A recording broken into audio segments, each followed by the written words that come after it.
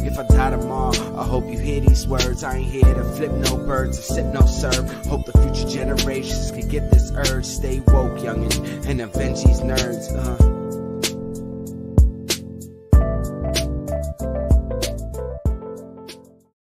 Oh, it's a spooky Tuesday. It's your boy Sebastian.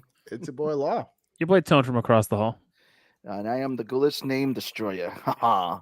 For this fine episode. Sure. Listen, I was gonna come and say some reckless shit like it's Hello Kitty Tuesday, but I didn't, so thank me. But you did. But you did. Oh, I did. Oh my god, I still got to plug it in. There we go. But you did. Oh man, never ceases to amaze us. What is going on, Aurelis? All right, cool. Got to see Tone today where he stopped into the city. That was cool. Indeed. I was in New York City. And then Towels by Law is 6 years old today. It's been 6 years since I came up with I don't even know, the company is such a weird thing to say, the brand, the whatever, but like all the things that I've gotten to do with it over the years, whether it be photo shoots and putting out a YouTube series, putting out my first book. But it's been a very interesting, wild 6 years for sure. Well, so I got yay to that. Something to celebrate. It's finally in. Shout out to Lu Cyph. So for those that don't know, this is my character from Concrete Combat, the comic that you can read on my Patreon, Bonet Studios. So I commissioned Lu to do the statue of one of the main characters, and it's pretty big and hefty. Like, that's dope. Yeah, like that is like you guys have to see the character. Like it's a really good fucking sculpt. Like it's so good. For those who want to commission, that's damn near a 1-to-1 for sure. For those who want to commission Lu, I am sending you his Indie Comics, his website. He does ornaments, he does small figures.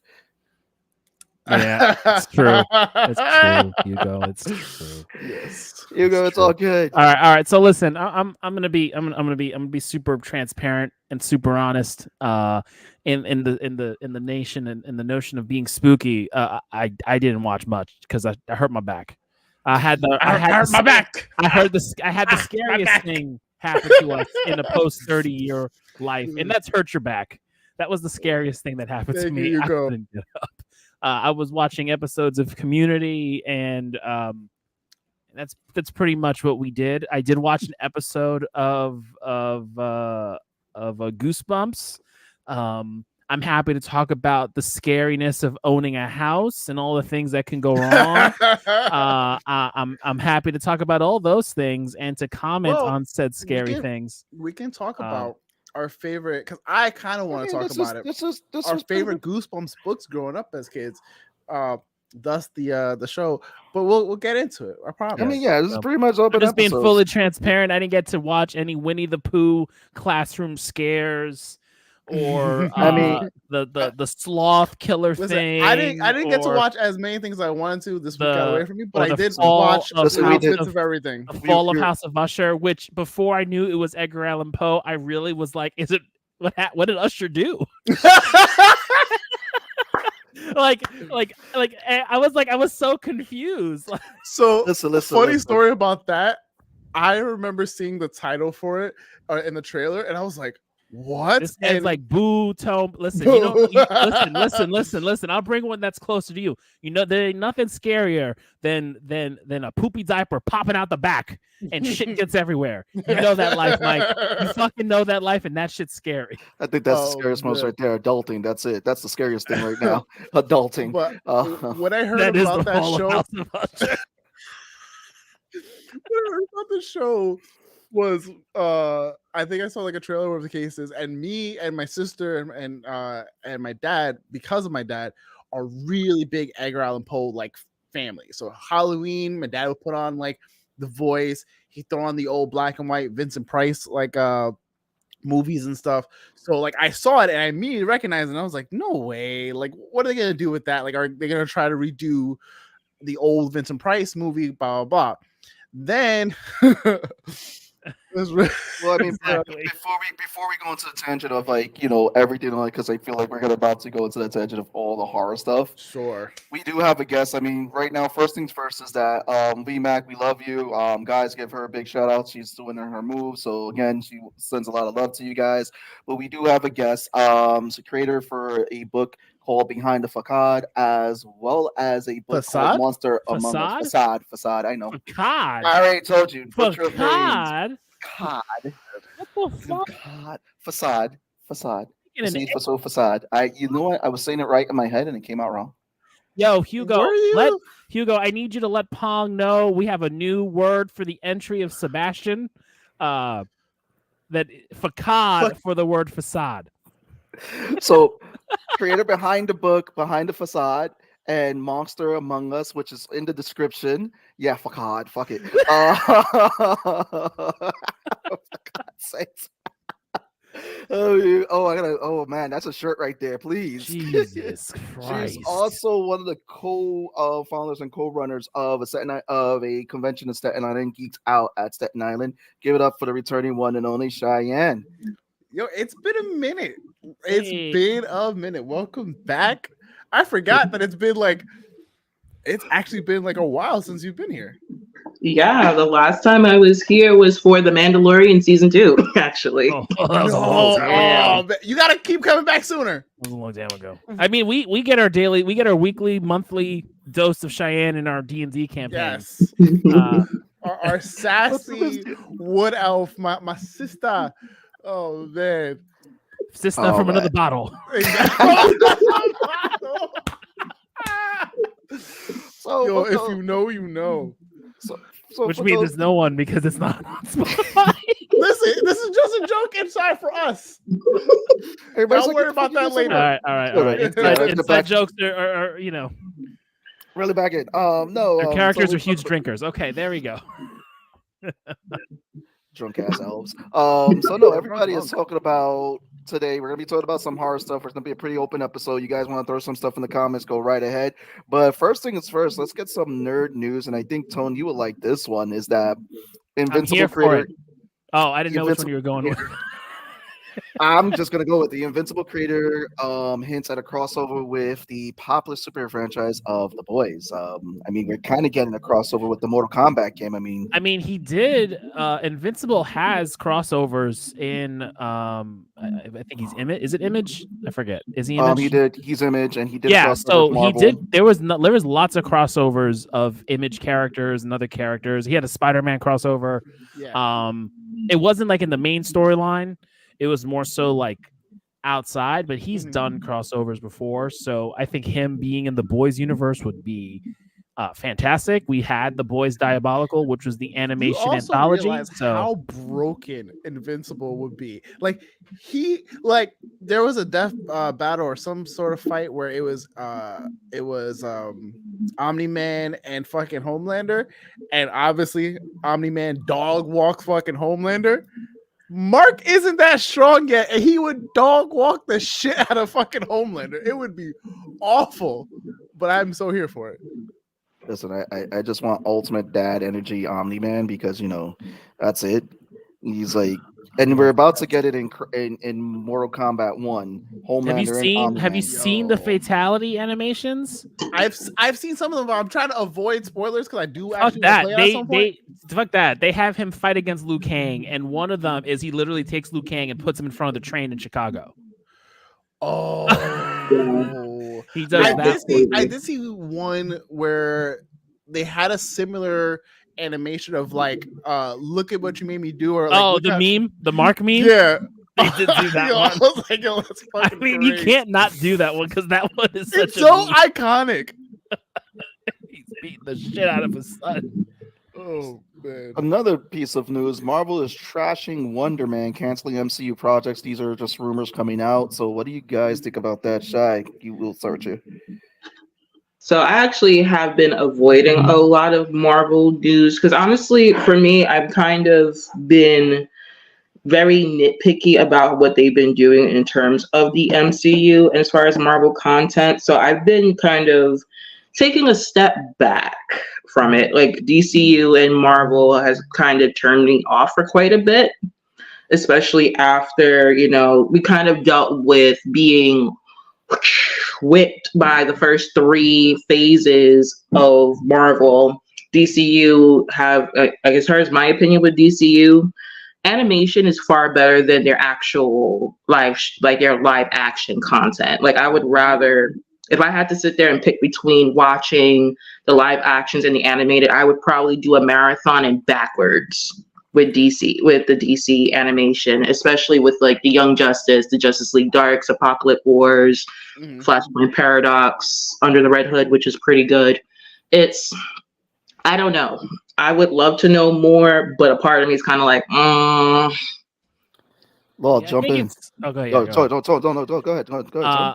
I think it's just going towards this whole mantra of do less, right? Like you're adding less better. Do less better. But correct me if I'm wrong. I believe the whole Quantum Man thing was to essentially give us her kids.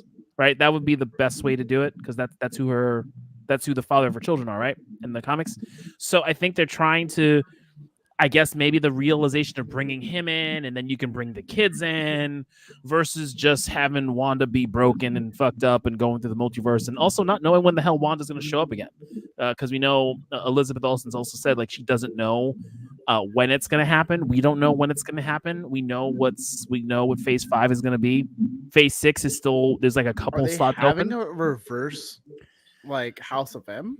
Do we even know that? I think that someone had posted something which is interesting because we've already had like 6 mutants introduced in the MCU, which is you are correct, Jasper. The DCEU animation does do all the work. Yes, I agree. So those are correct statements.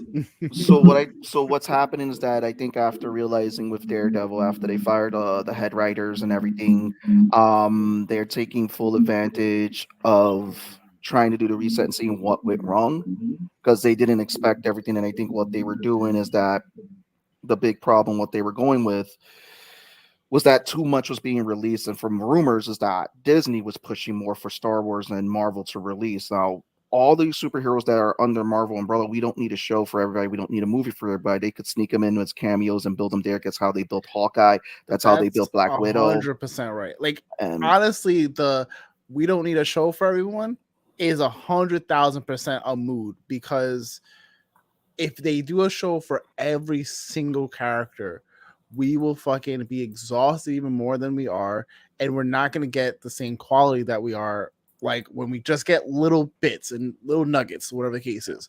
So yeah, I honestly, when they were like, we're doing Wonder Man, we're doing this, we're doing that, I was like, we didn't ask for that. No, thank you. Like I could see Wonder Man coming in like a show of She-Hulk if they wanted it to be him to be a comedic character. I don't think he needs a show. He doesn't need a show. So he could have been an extra, like how they introduced him. Like, listen, they do obscure well. We've seen it with Guardians. We've seen it with a bunch of other characters.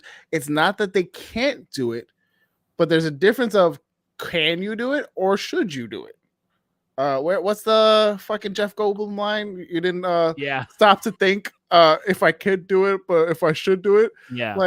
We don't need that. We don't No, I think less is very much more. We've seen what the shows were between the Bobby and the Bob, like we see what those shows were. And I think, we move forward and they just focus more on the content that they're going to put out and like I say this all the time. You've heard me say this. I've said it last week. Make the whole fucking thing cohesive. I mean, for the love of God, can we make the multiverse saga cohesive? That's all I want. It's one of those things where like, it could be wrong where pandemic things weren't put in place the right way and coming out of phase 4 into phase 5, it's a whole thing, but it's a brand new sandbox. But who doesn't want 4 seasons that'll be their version of what's it called, Orange County Choppers, Professor X's wheelchair. Oh my God. On this episode, listen, on it. Listen, Hugo's comment reminded me of that we all just wanted that 10-minute loop of Zemo dancing. The next thing. Yeah. So I mean, we could spend our time on Marvel, but this one is going right back to with the first topic is the boys. Is that after Soldier Boy's guest appearance on this last episode, people want I don't know that. Soulja I don't Boy know that spin-off. we need a spinoff. I'll take a spinoff. I'll take a So, spinoff. Jensen is nothing- living his best fucking life right now. Nothing as Soulja against Boy. Jensen. I just don't know unless you give us like you don't focus on a Soldier Boy proper show and you have him, yes, be the star, but like have everything around him and everything that happened around him, because there's so much happening, like with like the stuff that we saw, the newspaper articles, whatever the case is, and his recollection of I had this person in my. You're just like, bro, Honestly, like, you know what I would take, and you know, I would take a movie that is literally a documentary of how his movies were made. And like he's talking about his movies, you see behind the scene, because I don't think we can do because Jensen like goes all out with Soldier Boy, and Soldier Boy is like so in your face with all the shit he says that I don't know if that can land for an 8-episode show without more stuff. right. But like a movie in a documentary form, like a Vought documentary or some shit Like a about one-shot. about his movies, and like then you get the offensive comedic side that we loved in that cameo, but it's within the frame of a movie, and then you see all the other BS that Vought's trying to do. But I would want something though. I want Jensen to go all off. It's so much fun. Shay, have you seen Gen V? Some of it. I've been avoiding your episodes because I didn't want spoilers, and I know you guys are notorious for spoilers. Yes, we So- are. Yes, we are. And we're on That's one why- a week, so we have to be. Yeah, so that's why I have been avoiding your episodes. So as much as I want to give all the love and support to you guys, I'm like, not ready for this yet. Don't spoil I this for get it. me. I totally get it. 100,000%. I've been there. I haven't watched my friends' Twitch streams in like 2 weeks because the Yes, last see, week. Jasper's with it. Let's go. Yes. Yes. I haven't watched my friends' Twitch streams in like a week because they were all playing Spider-Man, and I'm like, I don't want to see it. Oh, yo, I've been watching the clips of Spider-Man. I'm like, I need to buy Spider-Man 1 and Miles Morales to beat those. Then I need to buy Spider-Man 2. You mean Coben Spider-Man? Yeah. But I'm also in the middle of playing Baldur's Gate 3. So, like, it ain't happening anytime soon. It ain't happening. It ain't happening. I ain't played Spider-Man for, like, till next fucking year. You know, fucked up now, Aaron. I mean, By it's really good. then they'll Yeah. be Puerto Rican Spider-Man because right now he Cuban Spider-Man. Oh, yeah. Yo, I saw. Yo, that was so fucking funny. But yeah, let's unless we got any other nerd news that we all want to I tackle. was gonna slide in one or two things. So one, I saw that Mission Impossible 8 is getting delayed by a year. So Shit. that's 2025. Shit. But that wasn't that was because of the writer strike. That was bound to happen. A lot of stuff were I about to thought start. it was written right because they wrote part. I thought they I did the think whole it's back to because back thing. I think it's because of the production, the promoting, and I I don't think it might be actors like writer strike happening in tandem. Because And- essentially, like if you basically don't have the actors and the writers there to like finish up things or like like you know, reshoots. any of that, you're gonna end up with fucking Flash. Yeah, I mean it's Tom I Cruise think ain't that's- letting that. Tom Cruise ain't letting that happen. No, I think Nah, that's he'll- not Tom happening. Cruise ain't letting that. He'll fucking put the whole thing on his back and in his budget to just be like, yo, like Yes, let's get this done. Yes, But he what we will. learned is that Blue Beetle was one that looked like it suffered from that because they didn't have any of the actors promoting it. Nope. So And they knowing, couldn't. It's so unfortunate because that movie was so fucking good. and that's why they Um, pushed back Dune because no one was promoting it and they don't want to take a chance. So Dune is going to be moved back. That's why it's like, oh, we got to change our schedule because Dune got moved back. So People I were think- gonna see Dune. No matter what, People were gonna see- Dune had people were- enough, like Yeah. Dune Dune Part from the 1. first one, right? Yeah, like if you had if this was, instead of this being part 2, if this was Dune Part 1, and you had and like honestly you're living off like the sci-fi fans and like it's a niche sci-fi film, people who saw the movie when it came out in the 80s, then Who read yes, the I books. get who read the books. Yeah, I get why you would push it into the summer. People are gonna see this fucking movie. people were ready to go see Dune. Like Dune, it was a shame I didn't get to see Dune 1 in IMAX. I'm seeing Dune 2 in IMAX. It was so fucking good. Oh, yes. It was only going against Paw Patrol. So, I mean, and maybe that's what they were really scared of. That was the worm. I mean, think about it. Paw Patrol has enough advertisement. You don't need the actors out there. You just, you play the cartoon. I mean, it's a big toy advertisement. But at the end of the day, yeah, I think it's like we're gonna start seeing more stuff rescheduled. Like they're talking about Deadpool. Is being rescheduled. So it's like Mission Impossible again is one of the many that are probably definitely gonna probably hear about more, especially with studios trying to make back their bucks. In video game adaptation news, the big one, for me, the one in April, the one that's coming out in April. I don't know how to feel about it. You might have to look at early episodes because very similar to this. I had a Pit Boy like blue hat like this, very similar. I'm a very big, especially Fallout 3 fan. They were like, "Yo, we're gonna do a live action show." I heard rumors about it, and I was like, I'm still over here like BioShock, excited but scared. Borderlands, disappointed. So this is another beloved franchise by me, and they were like, "Yeah, we're gonna do a series," and I was like, "Oh, okay." And then I forgot about it. Like I put it deep in the recesses of my brain, and then fucking Doc was like, "You see this shit? What do you mean?" Oh, yo, I was at work. I was fucking on a shoot, and I'm like, "Oh shit!" And I was like, "Yo, I'm so fucking excited," but like, there's nothing to go off of because even the leaked teaser trailer, whatever, doesn't give us fucking anything. So I have to just fucking wait. I mean, it's not gonna be. It's not gonna be based off a game though. Like that's the great thing about Fallout is that you can. Thankfully, you can make your own story. There are through line stories that have to remain. So like having the Brotherhood of Steel, like that whole thing. Certain areas, like it also depends on like where they're gonna be, because you have like Fallout New Vegas, you have 76 taking place in like the New England area, or 4 taking place in the New England area. You have 3 taking place in like the DC area.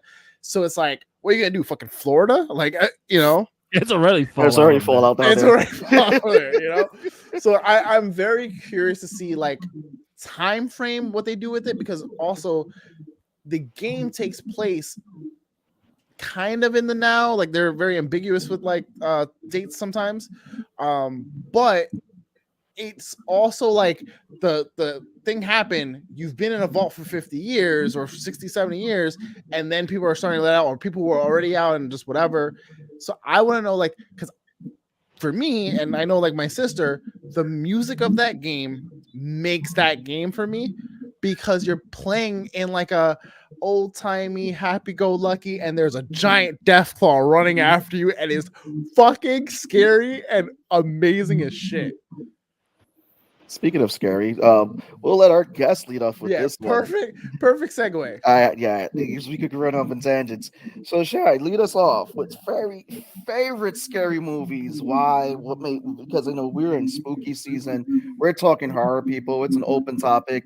Toss your favorite horror movies in the comments as well. May touch up on them, but Shai, go ahead, lead the charge. So, The Conjuring, The Train to Busan.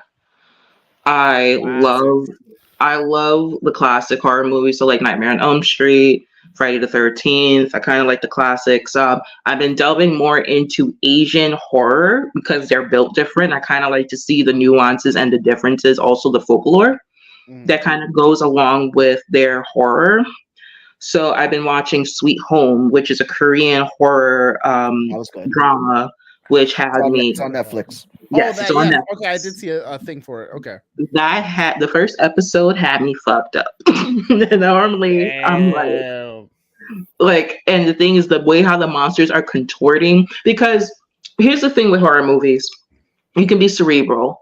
You can be gory. You have torture porn. You have, there's the supernatural. There's the realistic, like Scream.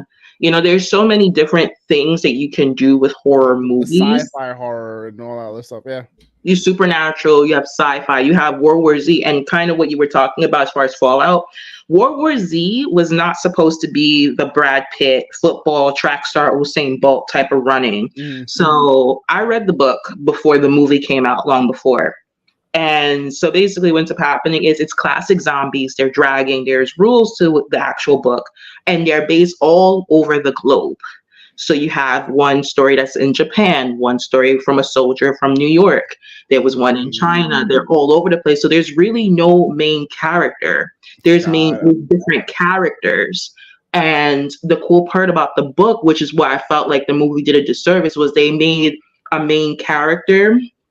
They tried to make a fixed cure because there really was no cure. It was just like an eradication of humanity, essentially. And these were interviews. So the main character is the interviewer, which really gives no gender or pronouns, is interviewing these people who were involved in these outbreaks. What were they doing? Where were they? What was their occupation? And stuff like that. So personally, as much as I liked World War Z as a movie, me as the book reader, I was kind of like... Got the Percy Jackson effect. Yeah. They could have done a series, honestly. They could have easily done a series. It sounds like it would have been like great as a horror anthology within a zombie world where you're getting different stories and everything. Because I feel like Black Rain, it kind of was like that. It was a prequel to another zombie show that was on Sci-Fi, which I found out later. But it's like they talk about it, and it was just you know, a series of what you see people going through this whole thing. So you're getting like multiple parts of the story. And it's just like you get from day one. The Black Rain that they call, I believe it was Black Rain or the Black Day, that's what they call it. It was on Netflix. For me, again, it has to be like the sci-fi horror because Tone Law always know that I always say it. The Thing has been one of my favorites because it deals more psychological. It's a character drama. And the thing is that, you know, they don't really use the monster a lot. And when they do, the special effects is all practical. That's what sold that movie, because when they did the prequel, what's your favorite scary movie, Sydney? So when they did the prequel, a lot of people were upset that they used CGI. Aliens. I remember way back in the early Nerds episodes, we remember that episode. So when you were a guest on that episode, we talked Aliens. Aliens is which I'm excited to see where this new movie, this is going to be under the House of Mouse umbrella. But yeah, I grew up with the Friday the 13th, the sci-fi movie marathons, even like the B list of horror movies. Like you had Killer Clowns from Outer Space, you had Summer Camp. You had Texas Chainsaw Massacre. You had Connoisseur, which was a ripoff of Jurassic Park. It was like killer raptors and a T-Rex just eating people. You had so I ventured into the B aisle when VHS was a thing. Who wants to take over this tag now with their favorite horrors and everything? I'll go for it. So I always like had a weird relationship with horror as a kid, because like growing up, I would watch my siblings watching it, and I wasn't allowed to. So I'd be in my room, but hear them watching the TV. So I like quietly, and then look out the living room. They're like, "Lawrence, go back to bed." Okay, fine. So I'll come back. And it wasn't until I got older that I started watching horror movies, and it was like a weird thing where like I'd watch it, I get scared, and then I get like super freaked out. But then I also was like, but I could take them. I could do like, I had to like I liked overcoming certain like scares. So like growing up for me, like I'm a huge Wes Craven guy. So like that first three like movies for Scream, like I was hooked. I was like, I'm fucking in. I'm also one of those guys, especially for horror, where like if there's a twist coming that I can't predict and it's done well, I'm here for it. If it's a concept that is unlike any other concept that I've ever heard, I'm in. You know, I think the big things for me for horror are like yes, you can do tropes, but don't fuck up a trope, because like a trope is there for a reason. So when like, oh my god, I tripped and fell, or like when someone does something so blatantly dumb, where I'm just like, oh my god, Blackening. please, like stop it, like just stop it. Yeah, the blackening, throwing tropes over their heads. Did you watch it? No, Mike told me about it. Like whenever we see like Black people and Spanish people in movies, and then there's stuff that they do, and we're just like, ain't no fucking way that's us. We ain't doing that, because we'd be like, yeah, nah, we're good. We out. Like that's none of my business. Fuck, I'm not supposed to be here. Bye. Not supposed to be here today. I would have to say after. Go ahead, I'm sorry. Oh no, I was gonna say essentially like I grew up with her with my dad, like reading Edgar Allan Poe books. Eventually growing up like playing video games like BioShock, which is again one of my favorite franchises I talk about all the time. So like, I stopped horror, I want to say like early 2000s, maybe late 2000s. It was around the time when Rob Zombie did Devil's Rejects. I remember that was one of the first movies I ever walked out of, because it was such like it was torture porn, but not even good torture porn, where it was just like, why? Like it just became nonsense. And like I remember me and my buddies went and we were super excited to watch, and it was like the first 15 minutes we were like, well, the thing about Devil's Rejects, which was interesting, is that it was the sequel to House of a Thousand Corpses. And if you look at A House of a Thousand Corpses, it's filmed differently than they did Devil's Rejects, because it's the same family that was the murderers in that one. They kind of became the hunted because the sheriff was hunting them. I didn't get that far. We literally got to like them in the hotel counting money or whatever the case is, and we're just like, it just got real weird real quick, and like it wasn't enough of a pull or a buy-in for me to be I'm gonna sit down and watch this shit. You know what I mean? You had to see A House of a Thousand Corpses to get why they were that way. I don't even know.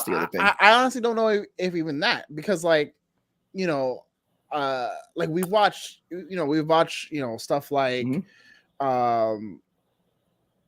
give any like cheesy horror or whatever the case is, like type thing, and we've watched it and be like, all right, cool, I'll watch the next one. Those movies are very hit or miss for me. So like Texas Chainsaw Massacre, the remake I watched, the first remake, and I was like, oh shit, cool, I'm in for it. I remember sitting down, getting my hair braided with my little cousin who wanted to watch it with me, and I was like, you sure? And she was like, yeah. When I tell you, she was at the end of the bed behind me, and I can look from my periphery and see her full body still like balled up and jumped to the back of the bed. And I knew when it was going to happen too. It was a point where she's hiding in the closet. He rips through the wall. It's like towards the end of the first one. And she went and just to the back of the bed. And I was like, I think we've all had those moments. You said you wanted to, whatever the case is. So I love horror. I love good horror. I love what they're doing with this like renaissance. I need to play catch up with this renaissance horror like stuff that they got going on, because there's so many good things that like a lot of my friends are saying, I didn't know you were into horror. I'm like, I am, but like I went to what was it, Night of the Living Dead, I think, or whatever the case is, one of the newer remakes, and I went. I was like a matinee screening. I was like, all right, cool, I want to see some good like horror or whatever the case is, and I laughed the entire time. Like I was the asshole laughing at all the dumb shit that they were doing, and everyone's just looking at me. It was like maybe 12 people in the theater, the entire theater. And I was just like, oh my God, this is how I know I don't really like a lot of the horror that's coming out, because like the second Texas Chainsaw Massacre, I remember going for my cousin's birthday, and I laughed through the entire like one of that too. And I'm like, if I'm laughing, like it just means that I'm seeing like the dumb shit or like predicting too well of like certain things. I especially love like cerebral. I want you to make me comfortable and give me the trust factor that there's nothing to be worried about. And that's when you fuck me up, because I'm like, I trusted you. Well, I don't get scared easily. I get uncomfortable easily, and I hate being uncomfortable. I think at that time it was hard for horror because again, like a lot of them were just following the different tropes that were set by Wes Craven and everything, like these guys who told those stories. And for me, it was Saw at that time But that you really did also had something people original. relying too heavy on FX, and then Yeah. the people who were stuck to the practical, and it was a very hard, like, because like technology was accelerating so quickly during the 90s, you're getting a lot of people going, oh, I'm gonna lean into like the new FX work, but then you lose some of like that authenticity you lose the story, you lose the horror. That's why it was like a lot of people were talking about when I said the Thing prequel. A lot of people want to see the practical. Even the director was upset that they didn't use the practical. But we could go. I want to get Tone's list now. His horror movies. He's been waiting there. No, you know, it's horror is really interesting for me because I've always been a big fan of like the monster movies. Even like, you know, like I love the Deep Blue Sea. I love the Relic, which came out in the 90s. Predator, Aliens. I didn't really get into slashers until I would say college, and even then, when it comes to those types of movies, I'm always about watching them. Oh shit! I'm always about watching them in like a group. I find a lot of fun in watching horror movies in a group of people, whether that's the B list or whether that's slasher films. I don't really watch horror movies by myself. I think I saw like Train to Busan on the train. Actually, it was like one of my train movies. I was like, it was one of those like I need to watch it because everyone talks about it, and I watched it. But like favorite horror movie, and I don't know, I think it's more horror thriller. I love the original Saw. I think it was the first of its kind. It really made you think. The twist ending at the end, it was definitely one of those movies of like, it was a whole to do. Everyone was like, you need to watch Saw. We're not going to spoil it for you. You need to watch it. I want to watch your reaction when Jigsaw gets up from the body in the middle of the bathroom. Like and I love Saw. I enjoyed watching the Saw movies like every year until I think Saw 5, and then it just got kind of It got crazy. It got crazy and ridiculous and super like stupidly gory. And it was like the 3D gory, because you got to remember that phase too, the 3D movie phase, which also came along with the shitty 3D horror movie phase, where everything was all the guts and shit being thrown at you because everyone did that cheap horror. It was so bad. I got one good for you guys. So mentioning Saw Tone. So I remember heading out to California. I remember hearing the advertisements for Saw, and I went to go see a movie. So you guys know that movie theater in Hollywood that is like the big Chinese movie theater where they do all the movie premieres? Yeah. I got to see the first Saw movie in that theater, in the main theater with that surround sound system. It was nuts. And with everybody there.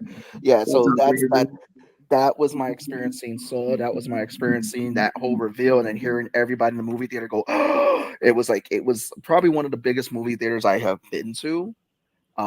It was huge. And so it was cool. I enjoyed every minute. We could all talk about the good horror movies that we love, because at the end of the day, there's a lot of good stuff. We all know we love horror. We love the slasher flicks. But I was gonna ask, what were some of the TV shows you guys watched growing up? Because I know like we had, of course, like Tales from the Crypt and whatnot, but like my go-to is always Scariest Places on Earth, because that lady from the Poltergeist, the lady from the Poltergeist who had the real fucking creepy voice. Oh my god! Anytime she narrated that shit, I was just like, I'm scared. I don't like this, but I'm fucking in. Yeah, no. I don't know if I had anything from back then, but I really am. My wife and I are huge fans of American Horror Story. So like we're watching that. I mean, we haven't seen the newest season and the season New York. I watched up until like Covenant, I think. Covenant is so good. I don't remember if I finished it or not, but I remember watching it up until then, and I was like really in it, and then I just fell off. But like that was a really good like series. Coven and Apocalypse are our two favorite seasons. The original Murder House is great. Asylum is really weird, but like I actually kind of love it. Yeah, Hotel was good. Hotel was really good. I watched a little bit of Hotel. That was Hotel, in our opinion, is Evan Peters' best American Horror Story role. Is his role in Hotel. He's crazy good in Hotel. You want to hear an interesting fun fact about Asylum? So I went to college in Staten Island. So yeah, Bronx girl going to Staten Island for school is a separate story. So That's scary I right there. found out that Asylum is actually based off of what used to be the Willowbrook School, which is where the College of Staten Island stands on to this day. So shit. when I learned that the campus was haunted, I found out 2 weeks after moving into the campus. so So like the ambiance, everything was off when I visited. And then I am like, there's something like the senses was like screaming at me. I said, something's really off and I don't know what it is. And my roommate at the time says, oh, by the way, you know, this campus is haunted. And I said, what? Excuse me? And she said, yeah, the campus is By me haunted. again, please. And I was like, basically ludicrous, take that, rewind it back. I need to hear you what you said clearly. And she said, yeah, have you heard of the documentary Cropsy?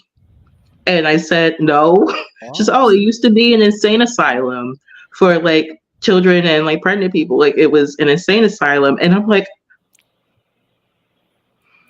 this is why I kept saying there was something. I hate you, Jasper. Yes. I was freaked out for the whole year. And there was a lot of freaky shit that was going on that campus. Things were disappearing. There was the word mama carved into my friend's ex-roommate's wall and it disappeared the following year. It was just... That's not... Yes. Yes. Funnily enough, and it's one of those things where like, we were like, nah, ain't no way. And then it was. You can like literally Google it now. Is Final Girl Energy. I'm here for it. Fucking Purchase College, where me and Larice went to, was haunted. It's one of those kind of places where it's not. I don't know for sure that it's confirmed to be haunted, but enough of me and my friends have had weird shit experiences of just like that. Nah, like there's like the always lingering fog, like there's a tree. It's massive on campus. It's called the Elephant Tree.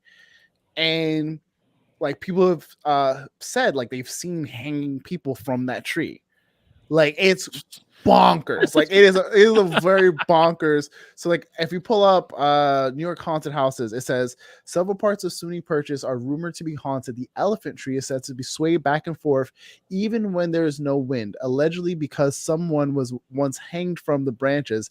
Accounts vary on whether that person was a slave or a girl committed suicide.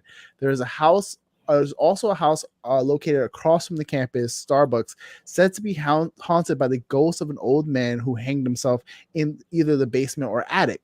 A small cemetery can be found on the school grounds. Students have reported hearing strange noises and seeing apparitions near the graves at night.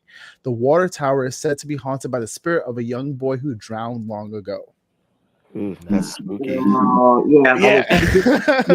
So on the campus, nope. So you guys went with the haunted campuses. I was gonna say when you said TV shows, the first thing that popped in my head was Tales of the Dark Side, and it wasn't that the show was. It was the intro. The intro music to the show was just creepy. It was like this low beat and everything that they did. So Tales from the Dark Side was one of them. Oh wow, this is old. Yeah, it used to like. If you play the theme song for anybody, that theme song. The pilot episode is 1983, and it was released 1983 to 1988, before the collective three of our times. Well, that's the thing. It went into syndication back on Sci-Fi. Yeah, because it was on Sci-Fi, and that's how I got to. But again, Tales from the Dark Side was just when you play that intro. If you ever look it up to listen on YouTube, just listen to the intro. It's creepy. There was the Monsters, which again was another anthology horror series. So there were a lot of great horror series like in the late 80s, early 90s that were before like Tales from the Crypt. Early 90s. I'll throw in. I forgot to throw in because I always try to do it. But fucking Are You Afraid of the Dark? Classic. Yes. Fucking good childhood horror of just like a very nope for good old fashioned snick. Yeah. Don't. Beware of scares. Let's round out all that and My Cousin Skeeter with Are You Afraid of the Dark? Right? Yes. So like core childhood horror or scary stories for me are always going to be like reading Goosebumps books, reading Are You Afraid of the Dark's books, watching Tales from the Crypt, and watching Are You Afraid of the Dark. Like those are the 4 pillars of my childhood, like horror stories and scary stories kind of deal. So we could talk about pillar stuff and all that. Like I said, I want to get and we probably may all collectively agree on one, is your worst or horror movies, the ones that you're like, oh, why am I watching this? I know we collectively have one, which is Raw Head Rex. No, there is no collectively one because none of you assholes watched it. Only I watched it. I watched you gave me a bad one too. No, but I want to watch Velocipaster. I need to watch that one. that one looks like a good drunk funny time.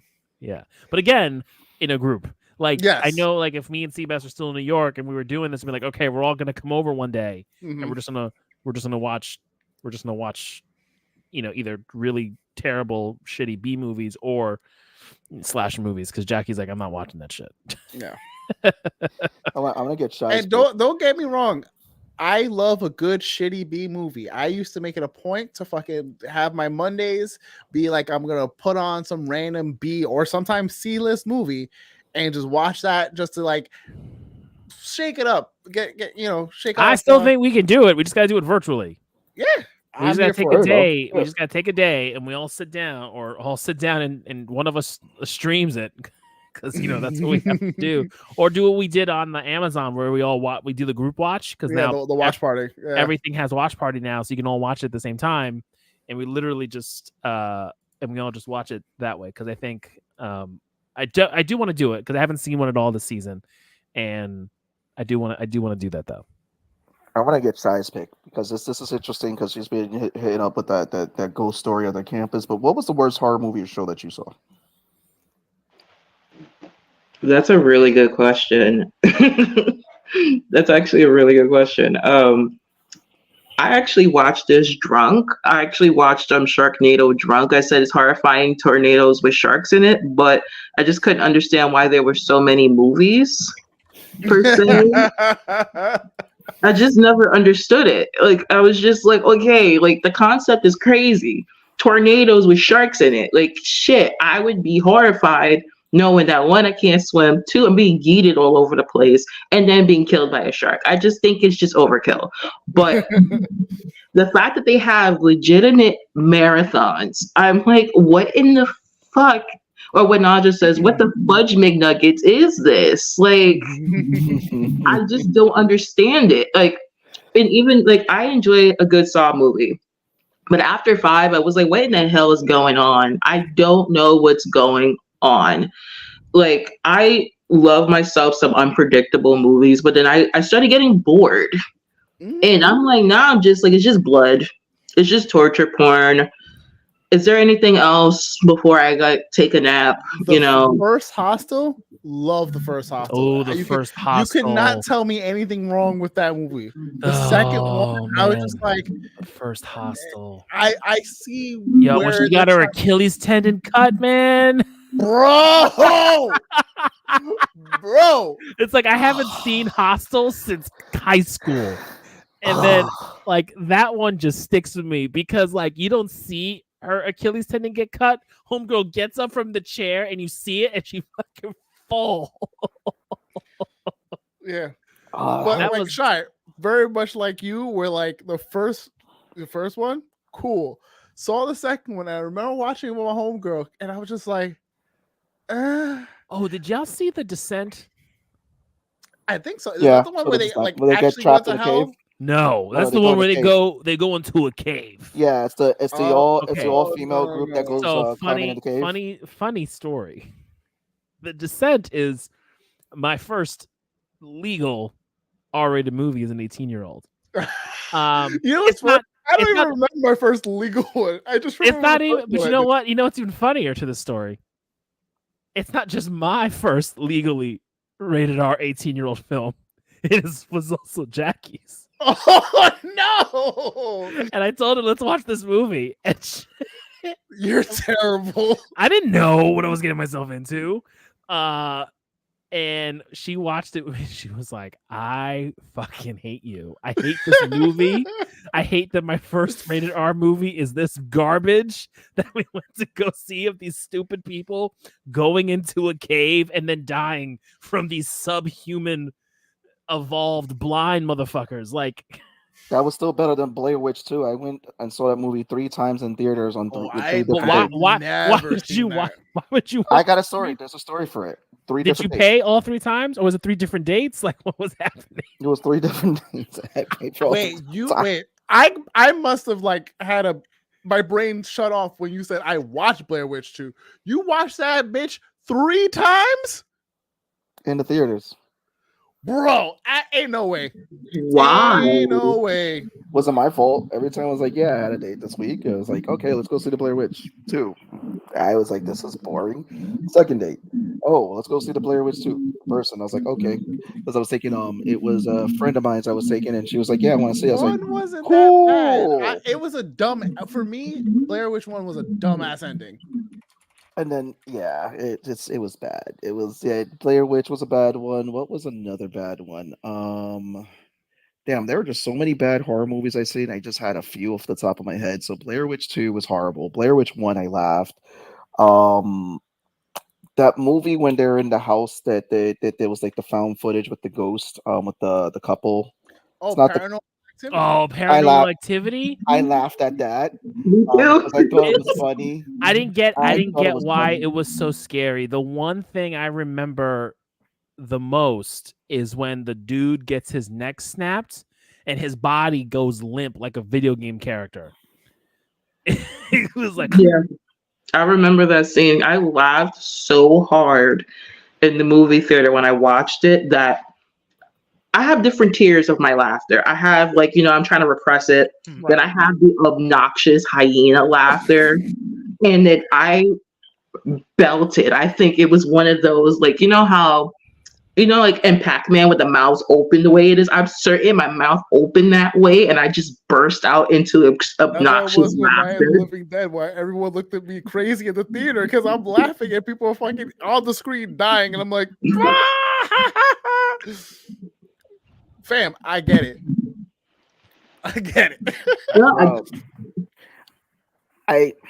Where was this? So one horror movie that I saw that was very, very so Slither was okay. Slither was like this weird appreciate movie. The love, Zachary. And if you have the link for the Indiegogo, post it in the chat. Yes. Yeah. God damn it. There was just so many different so sci-fi definitely had a lot of bad horror movies that used to come on. There used to be the Killer Ants, but again, it probably was pretty much good for its back in the day, but the ants were pretty much like very slow, and it used to come on. It's like, wait, why were people afraid of this? And then a lot of trauma films. Trauma really had a lot of cult horror films that were just like, how did this get made?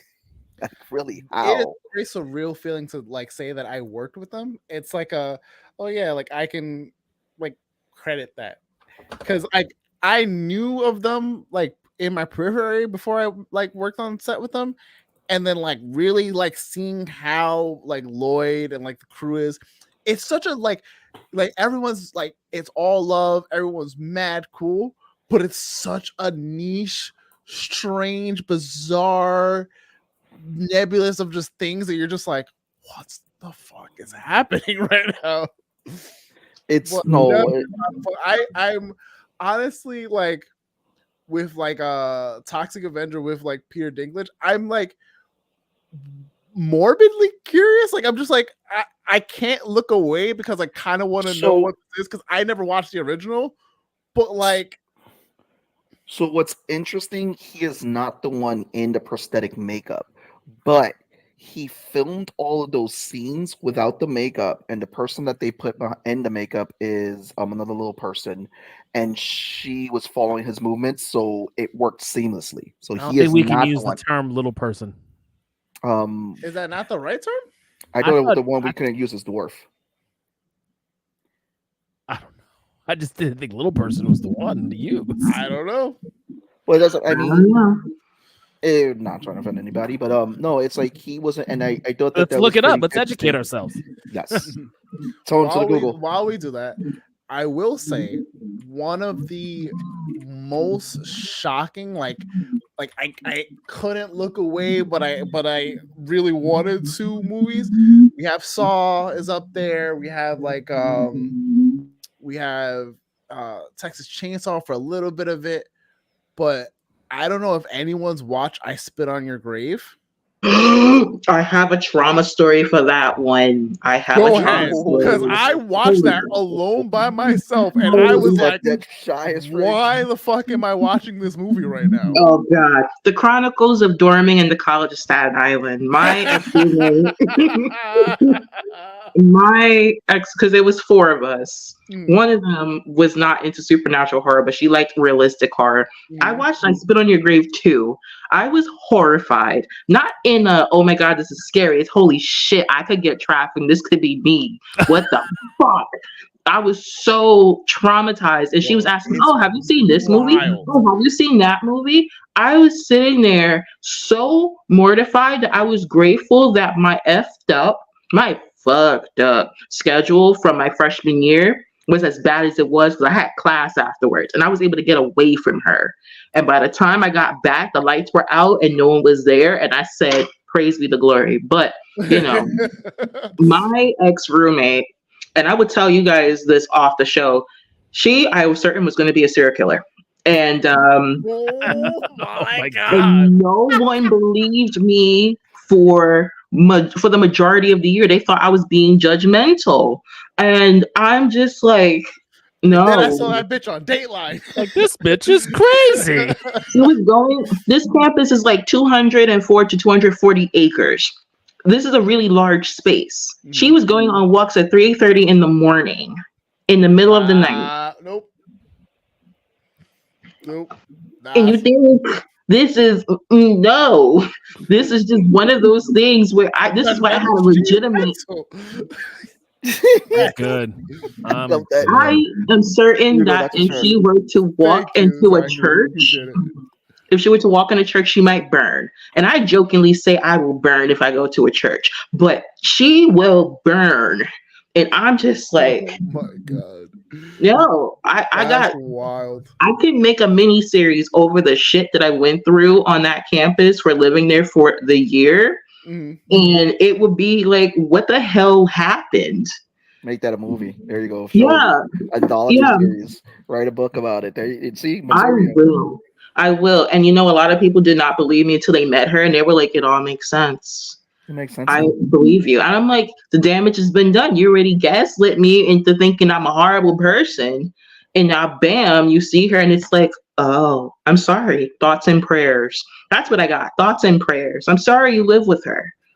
So I have 2 scenes that were really freaky. That freaked me out. Yo, fucking Mike. Fuegado. She probably got that fuego. Yo. Not Mike, the love for the crazy girls. Oh no. Yeah, no, so 2 scenes that freaked me out that just came to the top of my head was the first one I'm going to cover is Pet Cemetery. When and it didn't have to show on screen because it happened off screen, but you knew it happened, was when the little boy ran into the street and the truck came. That was a scary moment. I know that was a big scary moment for parents and all, and that's why it's like one of my things is like, yeah, I wouldn't want to have a house on a busy street, especially with trucks zipping up and down like that, because all you saw was the kid's shoe fly. That's all you saw. So that scene itself, just the horror in there, it's like, and again, it goes to that whole thing, less is more. They gave you less, but the implied that it happened, that's where it got you. Unlike Rawhead Rex, where he just ate the kid. Still alive. No. The one thing about Rawhead Rex is the guy the priest getting pissed on by Rawhead Rex. The second one, and tell me if you guys remember this. It was from Final Destination. Okay, but Jennifer. Mike, go to bed. You're done. You're done, bro. He said, oh my God. Do you guys remember the bus scene from the first Final Destination when she's just yelling at her friends and then the bus? Oh, in the last scene, right? No, She's the last scene? That was early. No, that was early, man. Oh wait, She's no, like- was she the first one when they all realized No, this wasn't shit is the real? first- Yeah, she was the first one that I think she was yelling at them, and then she just stops in the street, and then the bus was. Yes. Yeah. Yes. No, for me in the first. Hold on, before we go on, just to kind of clear up the whole little people thing. I went to what was put up to me in Google, littlepeopleofamerica.org, and it says such terms as dwarf, little person, LP, and person of short stature are all acceptable, but most people would rather be referred to by their name than by a label. Midget is not good. Midget is There we go. We don't use that. it That's is the one- it no. is considered offensive. It dates back to 1865 during the height of the freak show era, which is why midget is now considered offensive. Yep, and that's why they removed Okay, Hugo. Good to Jesus know. Christ. it. Oh, Oh damn. my god. All right, Hugo's talking about 2 pancakes instead of 3 when he orders them at the diner. Exactly. That's what he's talking Exactly. about. Mm, For my Final Destination one, it's the one that threw me the very first time I saw it was a homeboy in the bathroom tripping on the water or the soap and then choking, and his eyes getting blood. Like Yo. that one stuck with me way longer than all the other, even like all the other ones. Listen, if we're gonna go through that list, wait. gotta admit the fucking the gym scene where Oh, with homeboy the weights with came the weight that down, just came down. Yo, bro. pancaked his head. Also, we want to give a shout out to Jasper because Jasper had brought up Final Destination at 9:40 and it is 10:03. So Jasper was Well way done, ahead Jasper. Well done. of us in regards to Final Destination. So the reason I bring up the bus scene, so everybody remembers Co-op City, right? Absolutely agree. Everybody remembers Co-op City. There's a lot of buses in Co-op City, Unfortunately. and we were coming. Me and my buddy Jim, we were coming out the Bay Plaza movie theater. We had just saw that movie. Yep. Everyone Yeah. who drives and saw that shit sees if you see a See a fucking log, log, so you're you like, go nope. around. I kid you not. Every time I see a truck with like wood or something that's just hanging out the flatbed, I'm like, nah, I'm not getting behind it. What's going on, V? V. And Vmac is in the comments again. V, we showed you a lot of love. Again, everybody show her a lot of love in the comments. We will be Yes. seeing V when she gets back, when she's all situated. Again, V, lots of love to you. V is moving to parts unknown. Yes. Congrats. So There is a horror movie that I just remembered, and it had a war flashback. Do you remember Darkness Falls? Was that the one with the The Tooth Fairy. Yo, not gonna lie, as bad as that movie was, I fucking love that movie. it's a guilty pleasure movie. It's that, but more so, it's got to be Stay Alive. Stay Alive is definitely my guilty pleasure. Like, fucking concept wise horror movie, but fucking that shit. I remember seeing it and going, "Nah, I'm good. Fuck the Tooth Fairy." I was At least for a outraged. whole week, I was like, "Nah, I am fully okay with the Tooth Fairy." Stay in the light. And I was like, if this dude says stay in the fucking light one more time, like I honestly felt like I think that was one of my earlier, because I was a kid when I watched it. That was one of my earlier violent tics that I realized I had. I think it was like a mental tic for me. And he kept saying stay in the light. And I'm sitting there thinking to myself, kind of like breaking the fourth wall. I'm staring into the camera like, why, how did I get here? What am I doing? Why am I watching this Why again? Oh, are we because doing I'm this right bored. Why are we doing this? Oh, right, because I'm bored. Oh, actually, There was, hold up. yeah, I can't get into those. I honestly laugh at those, V. I laugh at those movies. I laughed at The Exorcist. I couldn't. They weren't scary to me. It honestly, the original It wasn't scary for me. Stay Alive. I kid you not. When I say this is like a guilty pleasure, this is the unrated director's version where like they have an actual like mini game. Like I didn't realize I bought this. Then like maybe a year afterwards, I was playing it again just to have like that yearly watch. And I was like, oh, let me check like the bonus features. And the bonus features, you could build a character. I was like, what the fuck? It's a whole thing. And then if you go to, there's hidden Easter eggs. So if you do certain like unlock characters, or you like, if you like, I forgot how it works, but it's like if you build a character out, they'll show you a certain scene from the movie that didn't make the cut or something like that. And I'm like, oh shit, this is dope. Like they went all out for that movie. But again, love that movie. Y'all should watch it if you haven't. So there is a scene that I love, and it's from a horror movie called Wormwood. It's a zombie movie. It's an Australian movie. And it's the guy is playing, like, he's like this mad professor, and he has one of the characters captured, and he plays the Bee Gees in the background and does the whole dance. Is a whole episode of fucking Nope. Is a whole episode of Nope. Nope. Thank you from that one. No, so that scene. Four of us have that experience of knowing what Weeping Angels are from fucking playing D&D with shit like that.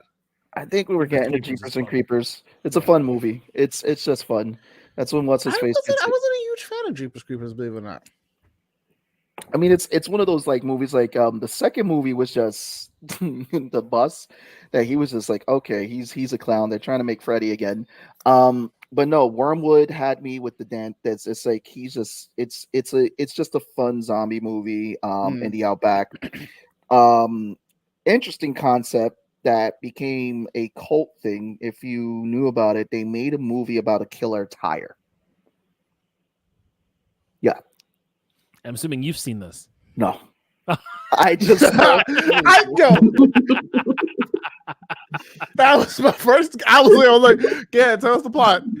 Let us know. Give us the story on how you watched it. I did. No, I was in the Bronx one time, and I was going to the Fordham. I went to get pizza. And the guy told me. So unfortunately, because I watched a lot of B-horror movies, I also know about a lot of the bad ones that had bad advertising. Because when they show you the advertisements, it's like, okay, I'll watch the advertisement. What's this about? They had Night of the Killer Condom. They had Rubber. We had Black Sheep, which I did watch Black Sheep. Which was about zombie sheep. Did you ever see Teeth? Does anyone know what Teeth is? I've heard of Teeth, but I haven't seen it. Oh, I think I know. I want all of you to collectively just like look up what Teeth is. You in comments if you had ever seen Teeth. Teeth is like 2007. Yeah. All right, let's read. Tell us for the class, Tone. I mean, part of me is like assuming I think I know what this of where the teeth are. Yeah. So essentially, Teeth is a movie where a girl has an extra set of teeth. No one's saying nothing wrong about Fordham Vmac. Relax. I used to live over there. Listen, we're not doing this. Everybody lived in Fordham at some point in their life. Ooh, Dead Silence. That is a fucking great pull. Good shit. Speaking of that, let's pull up some horror games. But yeah, go ahead. I was saying, so Teeth is essentially a girl. I think when she hits puberty, around puberty, something like that, she realizes for the first time when a guy is trying to, I think, finger her. Graphic, I know. Oh my god, but loses both of his fingers. It just gets more and more ridiculous because anytime a guy tries to make approaches on her, and like anytime, I think it's like something where like if she's not in it, like she'll be like no, and then chop. And it's like so eventually you see how eventually it escalates and like how the movie ended. It was such a bonkers ass concept, and I was just like, what the fuck? From like the Freddy got finger. Wait, did we bring up this one from Mike? Sebastian to be there. Yeah, I'm questioning a lot of things right now. Can we position this? Can we just like it happens? 2024. The Nerds crew gets to decide everything Seabass is allowed to watch for the entirety of the year. You can't venture off of this list that we give you, and then we're gonna let listen, bro. It's we're gonna let Aurelis, we're gonna let you go. Yo, listen. Nothing will ever. No. Nothing. I will never let you off the hook for like dragging your attempt to watch Watchmen. You took so long to watch Watchmen when me and Law were like, are you insane? Yo. Are you insane? Wait. This is like the best 10 episode thing. We're never gonna get a second season. fair, I was It is a busy. true sequel to To be the fair, comic. And I you was busy. dragged out You dragged out watching this shit. Me and Law are like dying to talk about it. He eventually watched it, but it took forever. Eventually, I was busy. Hold on. Mike is so down bad for Drolta. Who also has teeth. The bitch is dead. She's dead. He's so down She bad. dead. She dead. Sorry, baby. It was an accident. I tripped the film.